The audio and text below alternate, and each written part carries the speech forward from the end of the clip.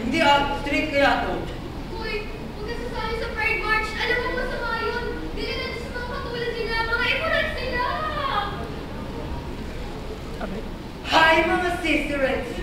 Pagod na ako yung problema na nararamdaman ko! Parang humul ka na akong tinay sa sabog! Joke lang. Ang hirap magpanggap mga te. Naisip ko lang. Eto babae to.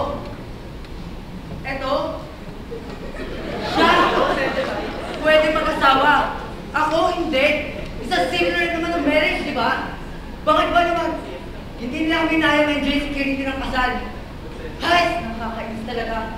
Bakit ko mapatay niisip eh? Hindi pa naman dumadating ang future husband ko. Hi! Ako nga pala si Adam Rhea. But you can call me Ernest. Hermes. Ernest. Wait na.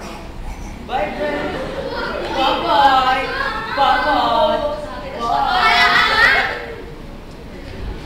Handa na ba kayo? Hello mga Becky and Hello World. The march is about to